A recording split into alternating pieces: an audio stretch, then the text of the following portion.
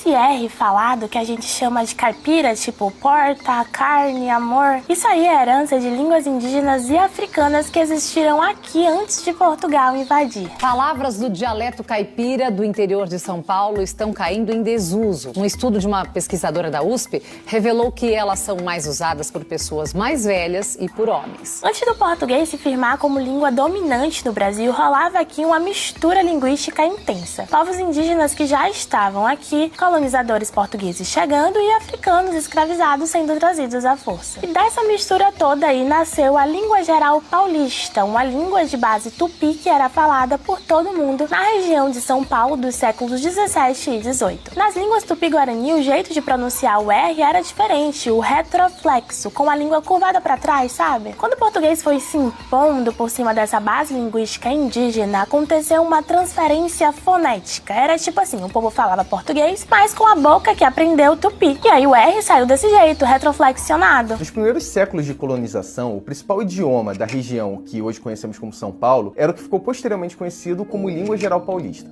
Era uma língua de base indígena, originada num contexto de miscigenação entre homens portugueses e mulheres tupi, como explica a pesquisadora Fabiana Leite. Esse som se espalhou junto com os bandeirantes que saíam de São Paulo em direção ao interior do estado, sul de Minas, Goiás, Mato Grosso, Paraná. E aí por onde a colonização paulista passava, o R caipira ia junto, porque era o jeito que o povo daquelas rotas falava. Essa língua foi falada pela população mestiça, por indígenas de diferentes famílias linguísticas, portugueses e até populações africanas. Aí em 1757 vem o Marquês de Pombal e baixa um decreto que proíbe o uso de línguas indígenas no Brasil. A coroa portuguesa queria uniformizar a comunicação, sabe? Todo mundo falar igual para ter mais controle sobre a colônia, e o decreto acelerou esse declínio das línguas nativas. Mas o que ele não conseguiu foi apagar os traços linguísticos que já estavam incorporados ali na fala do povo. Hoje no estado de São Paulo, por exemplo, se fala tanto o R chamado de TEP, que é tipo porta, forte, quanto o retroflexo, que é o caipira, o porta, forte. Mas esse aí tá mais presente no interior e também entre pessoas mais velhas, que nas áreas mais afastadas, onde o estado português mal chegava, a influência do tupi e da língua geral paulista continuou viva por muito mais tempo. A partir do século XIX, com a urbanização e o avanço econômico das cidades, o modo de falar urbano passou a representar instrução, progresso, status social, e a fala do campo virou sinônimo de atraso, de falta de instrução, de pobreza. Cangote? Não, nunca ouvi falar. Não, nunca ouvi.